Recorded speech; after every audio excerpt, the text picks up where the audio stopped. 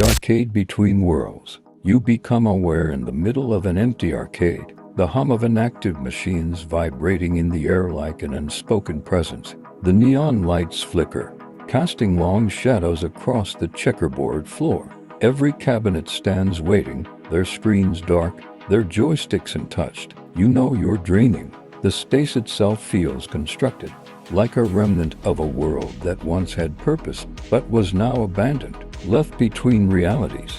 As you walk past the machines, you notice they have no titles, no labels, no instructions, just blank screens. But something pulls at you, an instinct, a deeper recognition. You reach out and press the start button on one. The screen flares to life, but instead of a game, it shows a live feed of another arcade, one that isn't empty. You see someone standing there, looking confused. Their back is turned, but there's something eerily familiar about them. When they turn, your stomach drops. It's you, a version of you in a different arcade, identical but occupied. That version seems to be looking at a different machine, watching another version of you in yet another arcade. The loop stretches into infinity, a recursive tunnel of self-observation. The joystick in your hand moves on its own, selecting an option. Your hands tremble. Insert yourself. The button blinks. Do you press it? A whisper, not from any direction, but from the arcade itself. You've done this before, but what happens if you refuse? Something in you hesitates, a fracture in the cycle. The screen flickers violently, the arcade around you shaking as the machines reboot in unison. A new option appears. Step out of the game. But where does it lead? And if this is a game, who is playing? The arcade between worlds expanded. The machines shudder, their screens glitching as you hover between choices. The flickering words "step out of the game" pulse like a heartbeat. You hesitate. What does it mean to leave? And if this is a game, then who or what is running it? Before you decide, the arcade itself reacts. The walls breathe, the neon colors melting, jerking like wet paint. The joysticks pull away from the cabinets, writhing like mechanical limbs, as if resisting your choice. A door you hadn't noticed before stands at the far end of the room. Not an exit, something else. It isn't attached to a wall, just floating slightly ajar. A dark space beyond it, deeper than any screen could show. Behind you, the machine screen glitches again. The other version of you staring through it. They seem more aware now. Their mouth moves, but no sound comes through, only the distorted crackle of an old arcade speaker. Don't trust. Then static swallows them. Your reflection in the glass warps, distorting into something else. Your body flickers between silhouettes. Different versions of you, a child holding a game token, an older self with blank eyes, something not quite human with shifting, pixelated skin. Something is playing you. You turn toward the floating door. It feels less like an escape and more like a question, a threshold into a place beyond the arcade, beyond the loop. What happens when you cross it? But before you move, a new message appears on the nearest machine. Are you ready to wake up? The text glitches, breaking apart, rewriting itself. Are you ready to remember? A mechanical voice, distant but familiar, echoes through the arcade. It doesn't ask, it declares. Final round initiated, and the door creaks open. The door swings wider, revealing a darkness so deep it doesn't just obscure, it absorbs. The arcade's neon glow flickers, bending toward the threshold like light being siphoned into it. The floor hums beneath you, vibrating like an old CRT screen struggling to hold its signal. The machine behind you still flickers with the message. Are you ready to remember? And then a choice collapses. The arcade around you shifts, like a program forcefully rewriting itself. The floating door suddenly isn't the only one. There are now 3 doors, each identical, all slightly ajar. Something is watching, not from inside the doors, not from behind you, but from above, beyond the arcade's boundaries.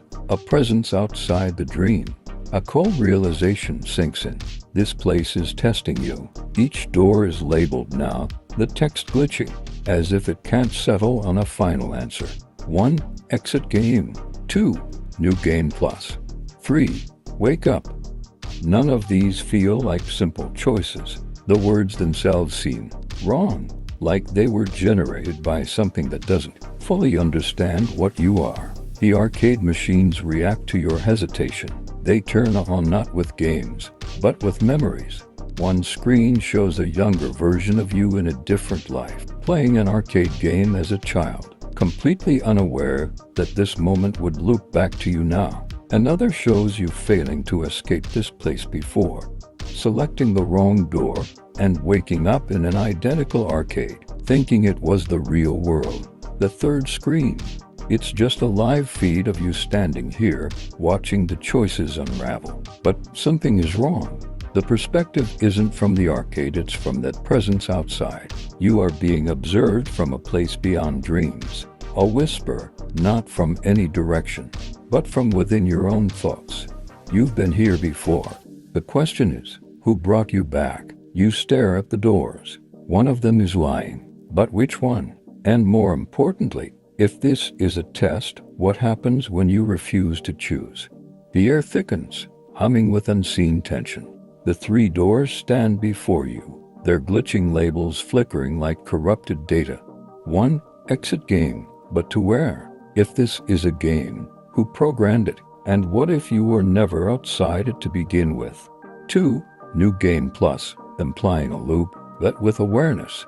Would you restart differently? Or would the cycle reset, erasing all progress? 3. Wake up. But what if waking up is just another layer of the dream? What if you've woken up 1,000 times before?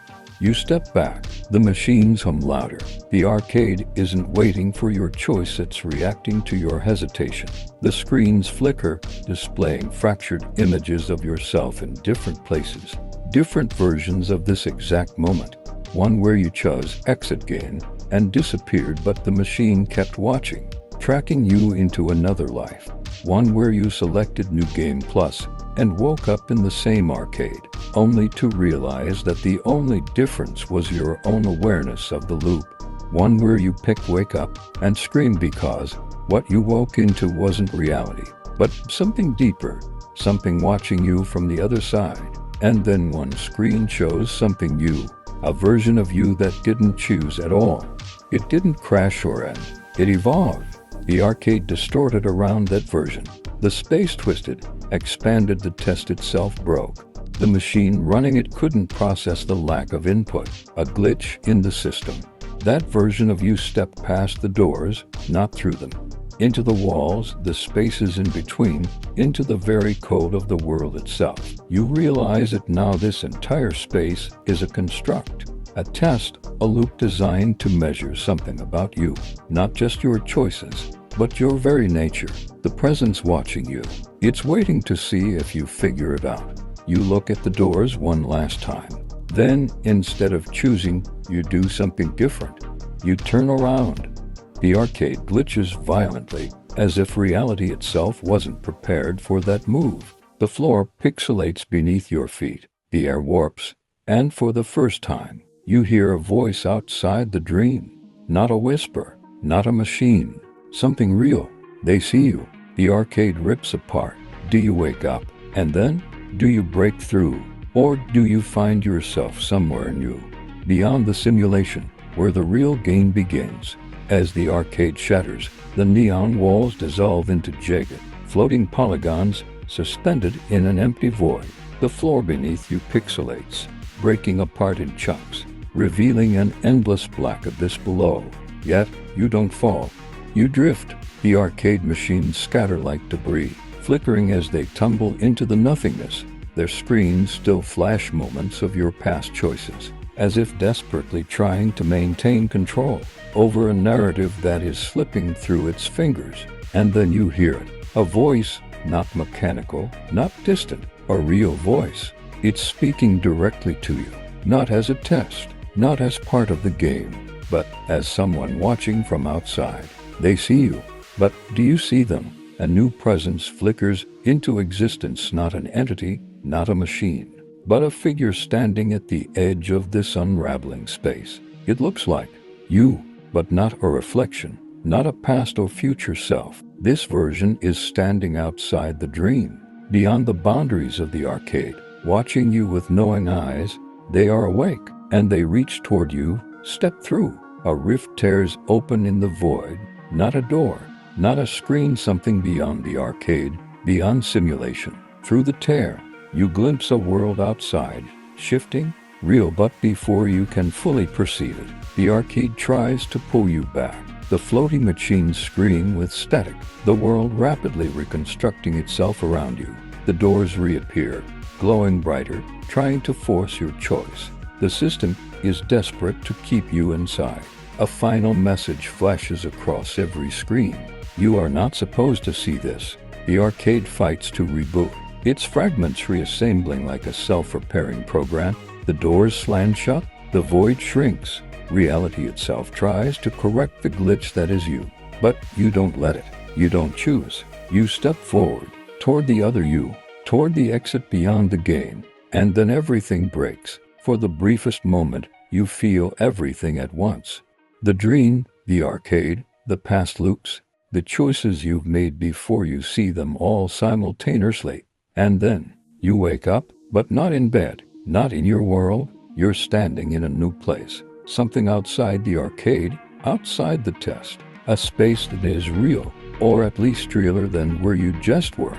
And in the distance, across a vast, endless landscape of shifting lights and memories, you see something, another arcade. But this one isn't abandoned. It's full, alive, humming with activity. People are inside, playing games, unaware. And you finally understand. The arcade was never just a dream. It was a threshold, a construct designed to keep certain minds occupied, to prevent them from realizing where they truly are. And now, you are outside it. The question is, who put you there? And more importantly, what happens next?